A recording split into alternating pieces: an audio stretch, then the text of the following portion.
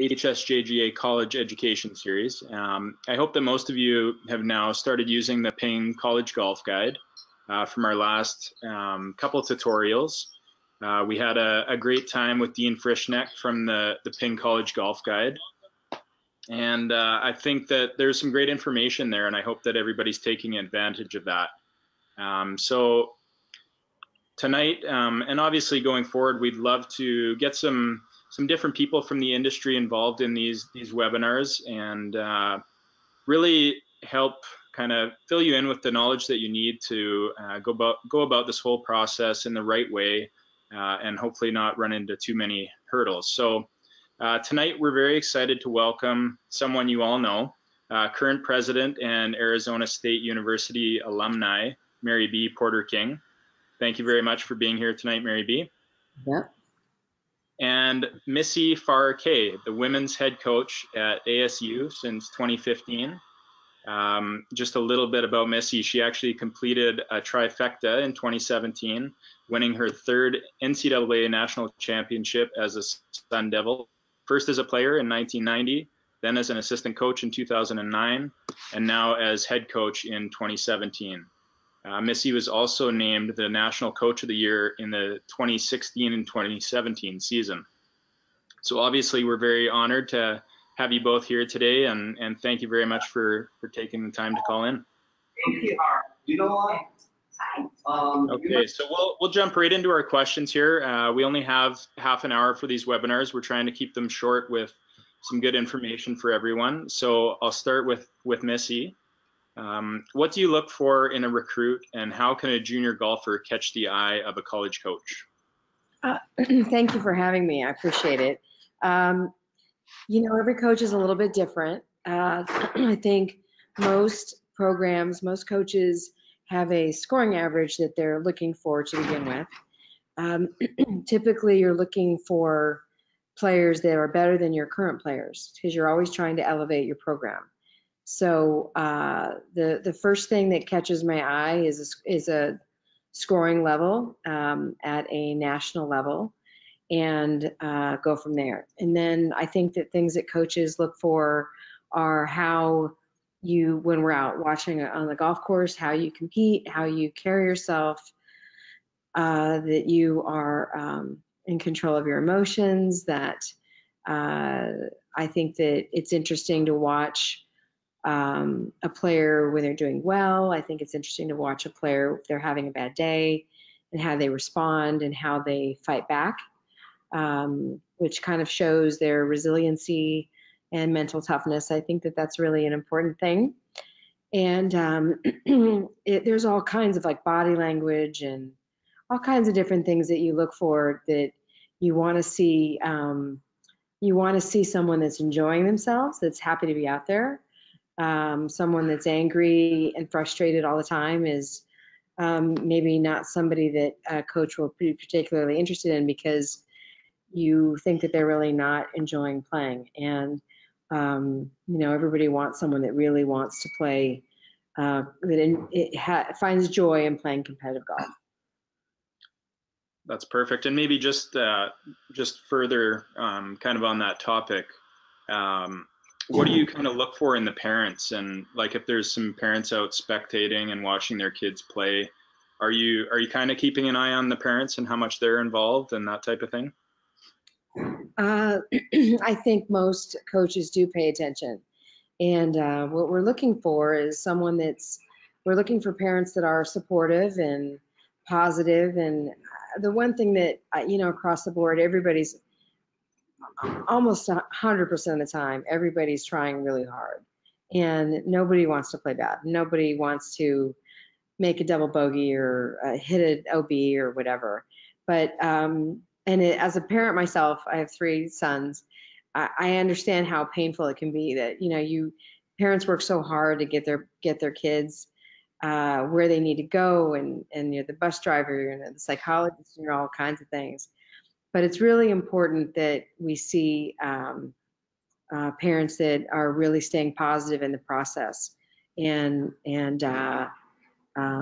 because, you know, the first thing you see is if you can kind of watch a player have a bad hole, and they typically always look to a parent that's watching and how their parents are responding. And it's always nice when you see parents that are like, it's okay, fine, hang in there. And I think that that's being a really great golf parent is really hard, and there's a lot to it, and parents sacrifice a tremendous amount.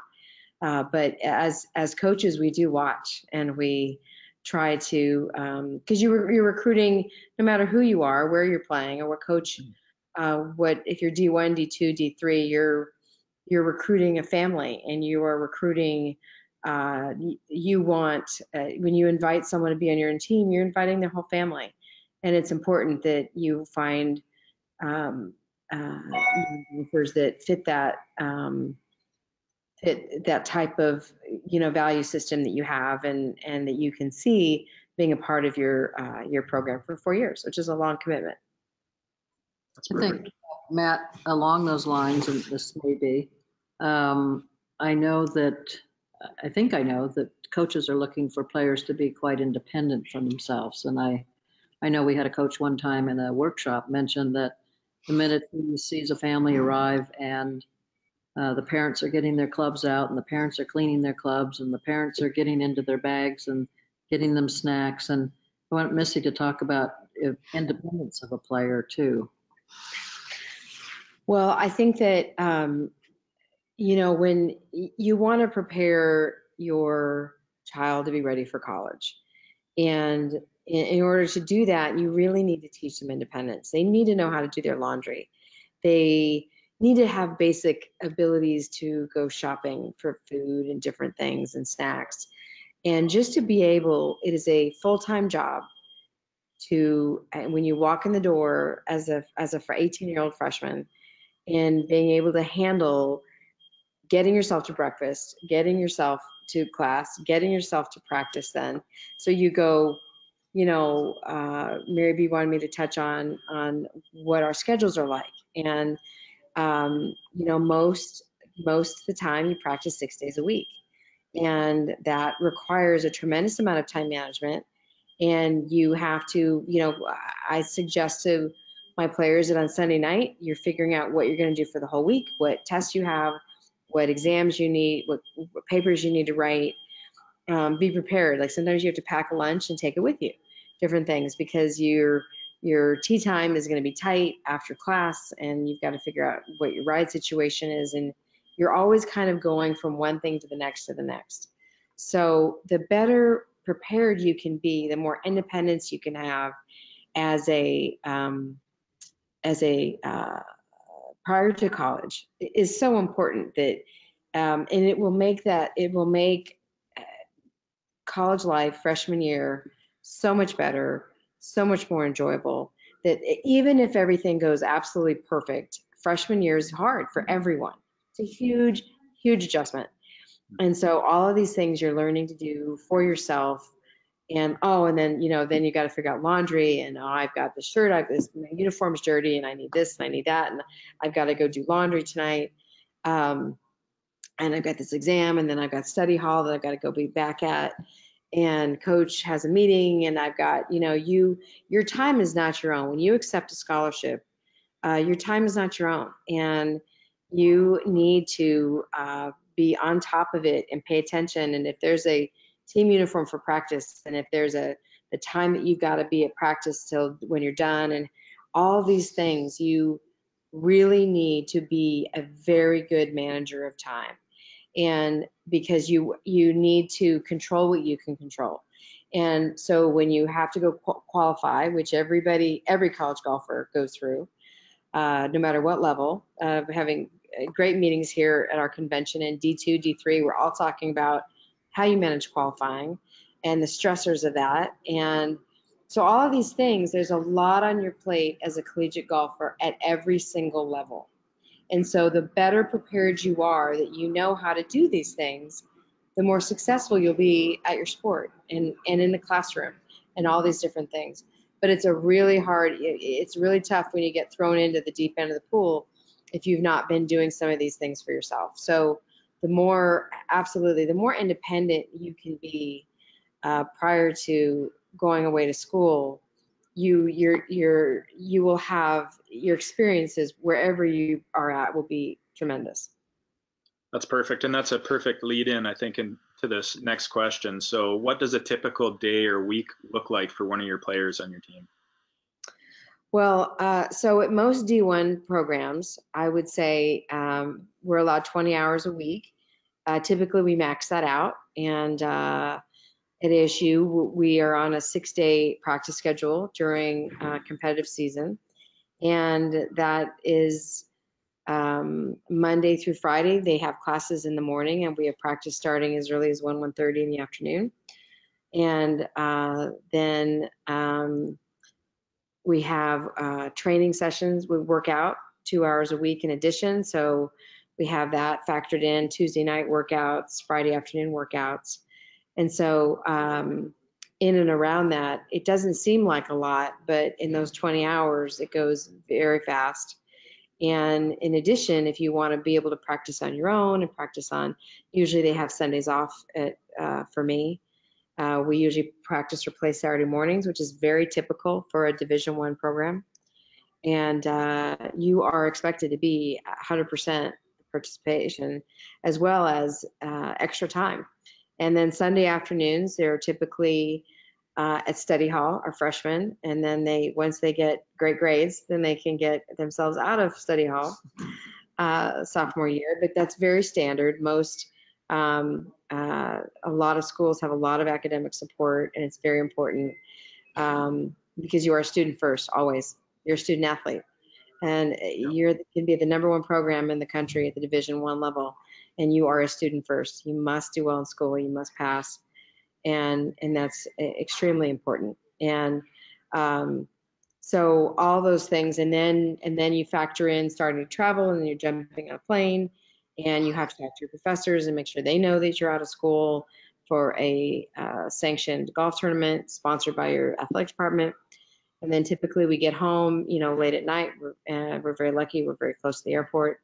And then it starts all over again. I usually, they almost always have a day off the next day. Sometimes we'll do training, but they won't have practice the day after travel. And to give them time to get caught up, go see your teachers, get to study hall, make up those tests, everything you have to do. So you're constantly, it's unusual when they have like, oh my gosh, I've got a free day where I can do what I want to do. And then you also want to be whatever school you go to, you want to go to the football games or the basketball games or support, you might have a roommate that's on the tennis team or the basketball team, volleyball team. And it's important to experience all those things and to meet these other student athletes that are going through what you're going through. And there's a lot on their plate, and there's a lot of expectations, but it's important to be part of that culture and to get used to that and enjoy it. And it's really, it's meant to be an enjoyable, wonderful experience wherever you go.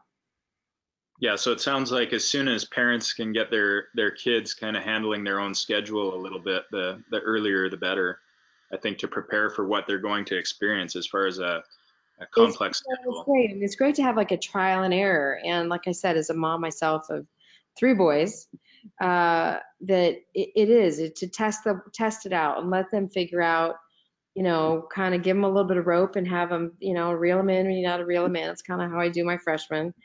I'll check on them and I'm like, okay, now let's come back, get back in here a little bit. Let's see what's going on and why are you struggling in this class, or why did, you had a tough tournament. Let's figure that out.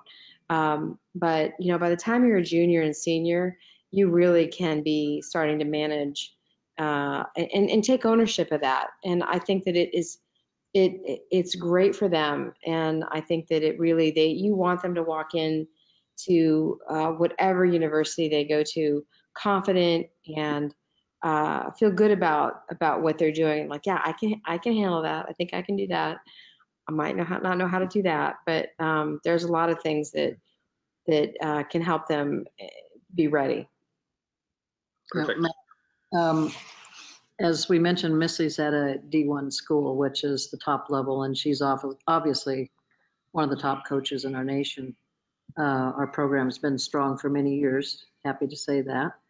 And but D1's not for everyone, and there are different expectations on D1 coaches to their performance of their teams. And I wanted Missy to just talk a little bit about D1, D2, D3, which Dean talked about. But D1, there are a lot more expectations on the athletes. So let's see what. You know, there's a lot of different expectations from different levels, and I think that I think it's really important when you really get to this recruiting age to really decide, start to think about what kind of program you want to be at, where are your scores at, and maybe you are someone that really just wants to practice 4 days a week, and you want to be a architect or a chemical engineer or something like that, which would be hard to be at a top D1 school where you really are not going to have as much time to devote to your studies as you would like. And we had a girl on our team a few years ago that decided she just wanted to be somewhere where she could really focus more and practice, like, again, 4 or 5 days a week. And she transferred to another school, and we still stay in touch. And it was the best decision that she ever made for herself, because she really wasn't ready for the rigors of top D1 school and what that entailed. And I was really happy to help her find that place that worked for her. And she went on she traveled all the time, because really that's the best part about college golf is traveling. And she was able to do that. So she got lucky because we were able to make that work for her. But that's not always, doesn't always have as good of ending like that. But you know, there's so many D2s and so many D3s, and they again, you've got to really decide what's right for you, figure out where you're at. And sounds like you went through the Payne College guide, and I think that that's a wonderful resource for you to use to really hone in on where you fit, and then go after those schools that interest you academically, part of the country, the weather, all kinds of different things. And so when you do that, I think that it's and it's a family decision. And have there's so much you can research now online and look up the major maps and the major programs at every university in the country, and every university that sponsors golf D1, D2, D3. So there's a lot of homework to go into it, but I think that you have that opportunity, and the better the fit out of the gate is just wonderful to see, no matter what level. When it's a great fit, it's really great to see.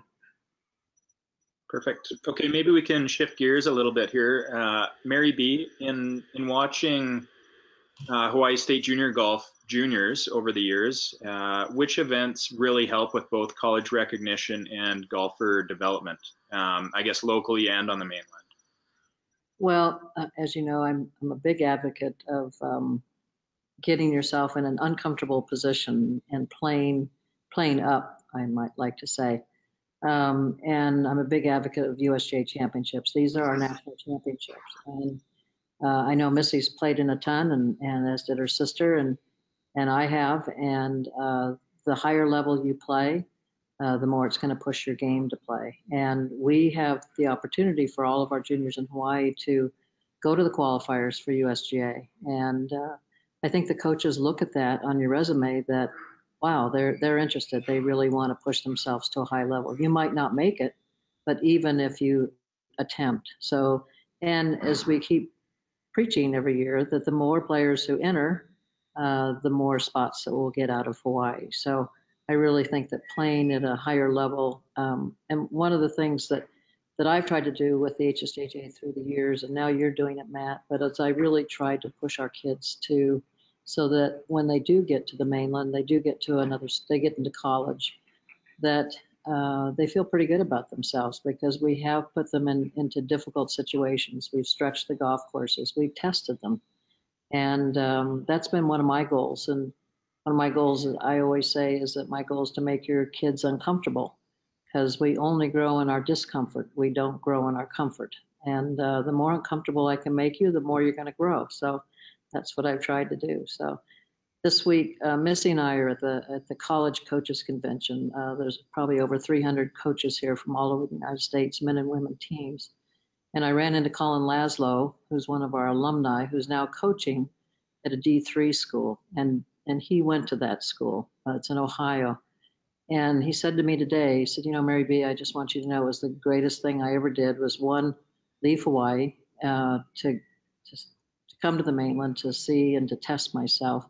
But I also suggested that I not try after a D1 school because he wasn't at that level yet. And he went to a D3 school, and he said he played all 4 years, and it was the best experience of his life.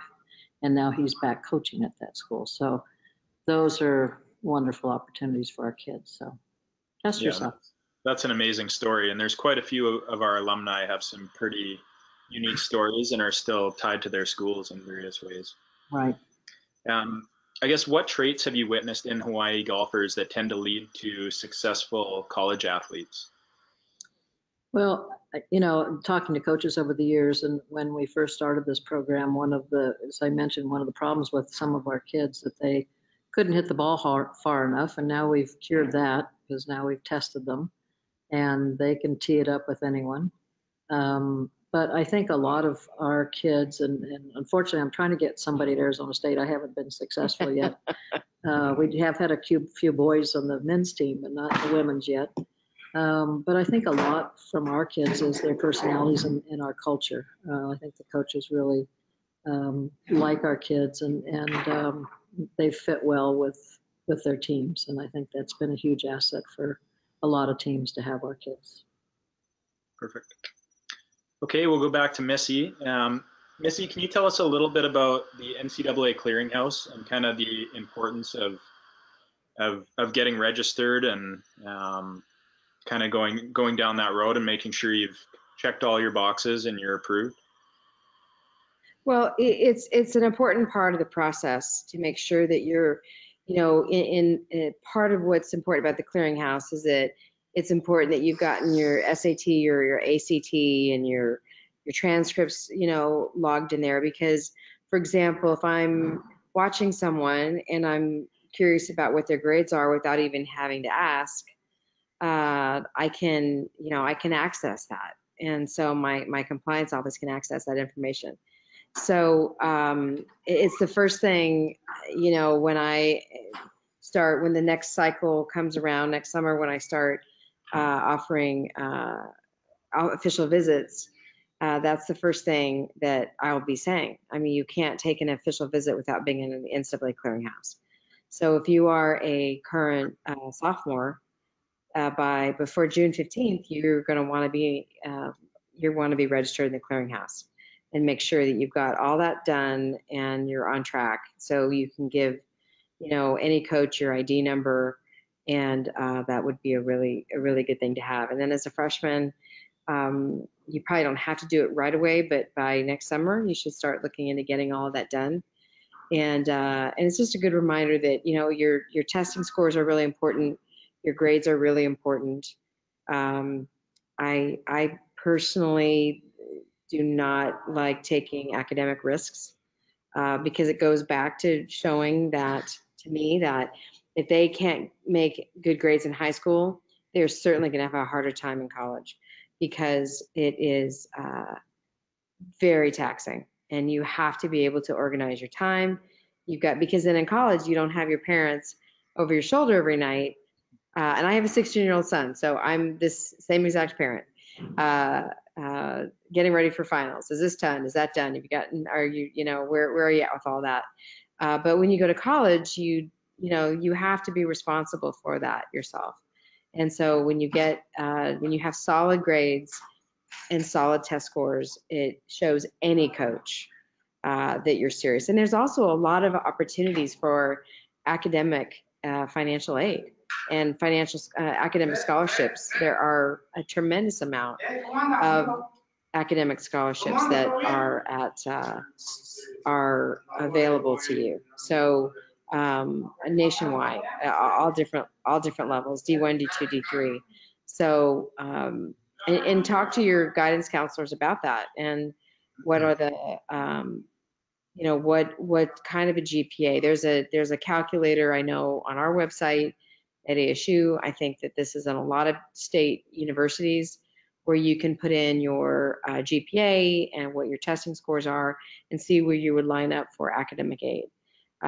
So that's a big part of it. So that's more than you asked, but it all kind of leads into each other. I wanted Yeah, to, yeah, I just want to continue that, Matt, a little bit with the new rules. The NCAA is constantly changing rules, and when you can contact a coach, and when the coach can speak to you. And now it's even affecting your, used to be able, you could meet the coach on campus prior to your junior year, but I think that's changed also. That has changed now. You cannot do that. So No. explain that, when they can contact you by email, text, or whatever. What are the new rules? So any coach can receive an email at any time.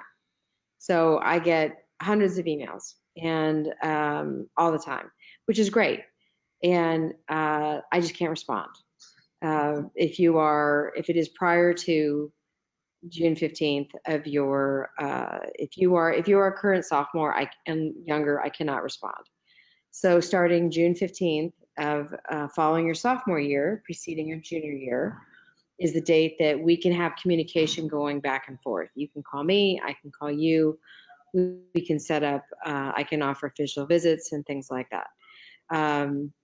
So that door really opens after your sophomore year, that you can do that.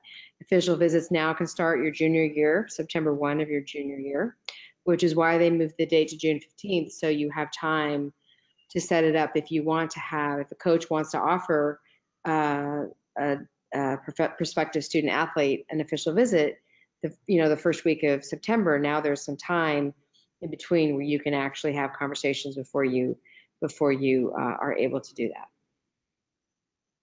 Good. Okay. And I know Dean's site he kind of keeps track of a lot of these important time frames and dates, and he also had information just coming back to SAT scores and that type of thing for each school. He had listed the average tuition, the average SAT scores, and that type of thing to get into those schools. So there's some good information there that Missy was talking about as well.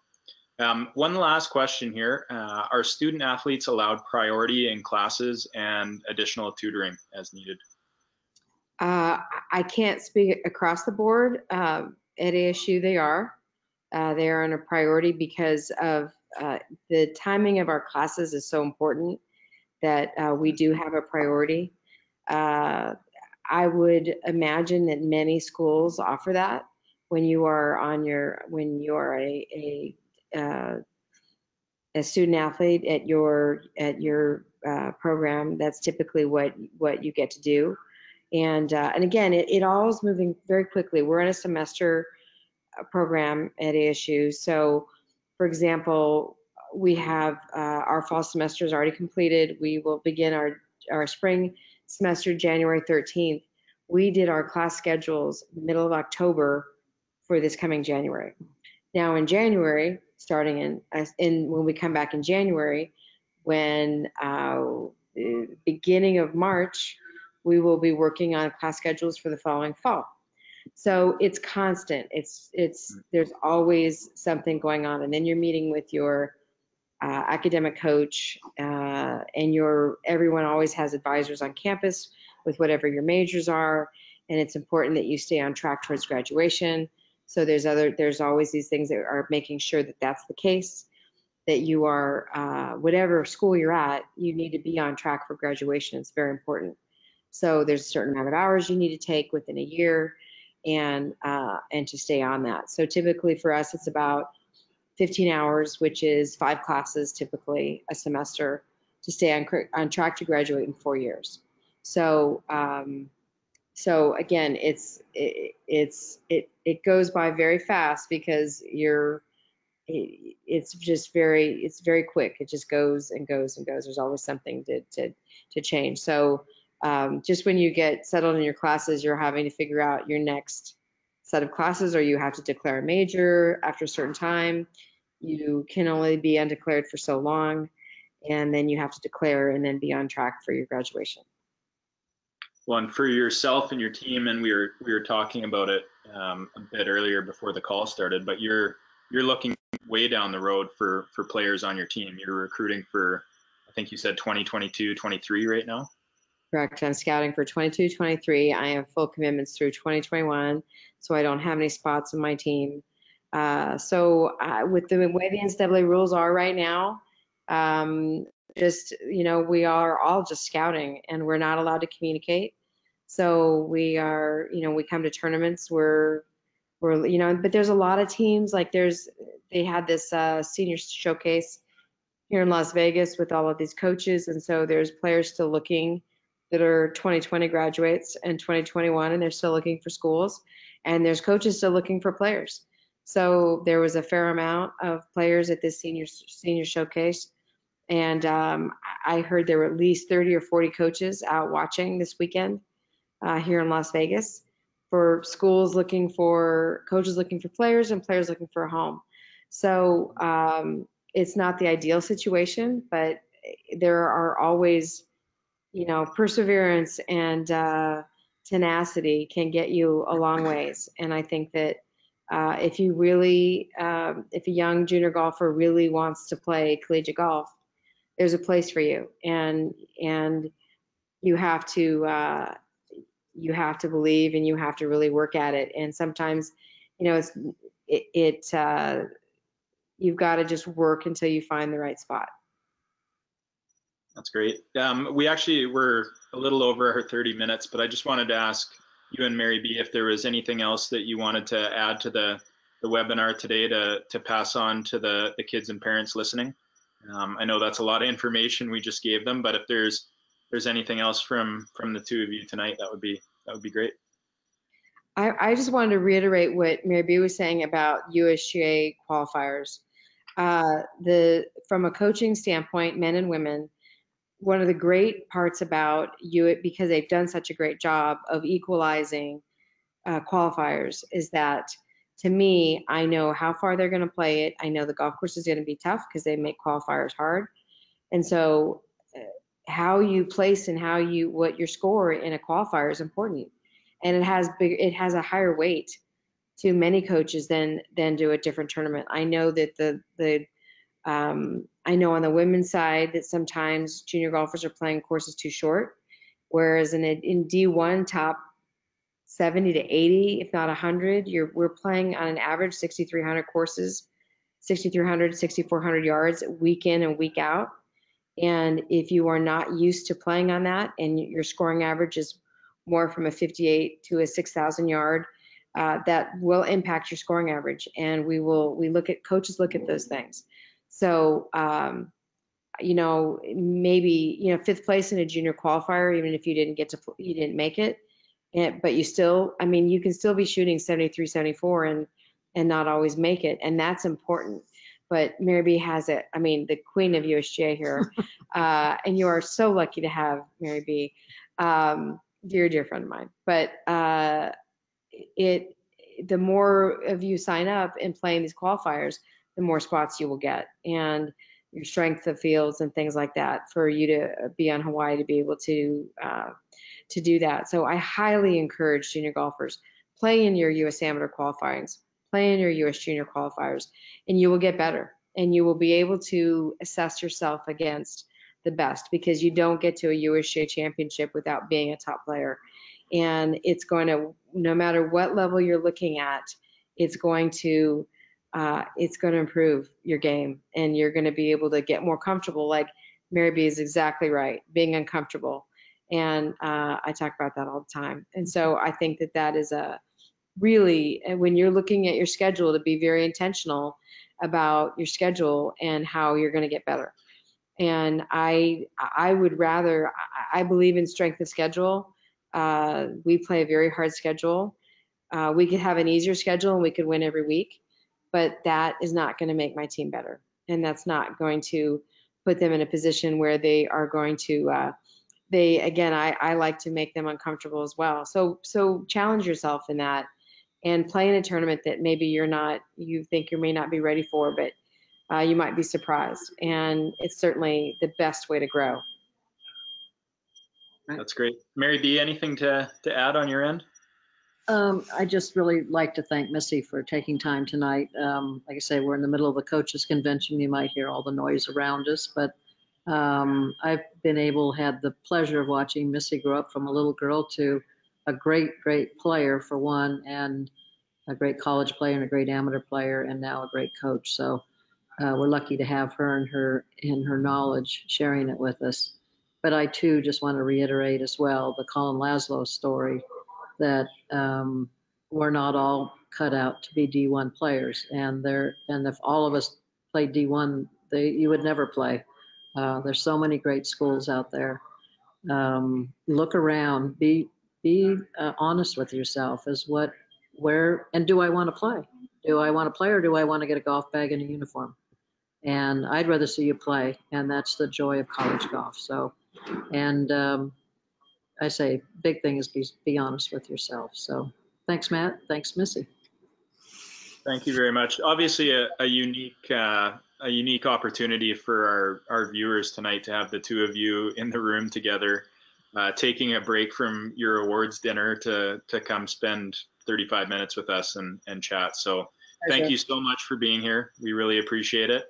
And we'll close things off, but I did want to let everyone know our next webinar will be January 20th, 2020, and we will have some more information on our guests for that evening. So thank you very much for being here. Great. Thank you, Matt. Good night from Vegas. Good night.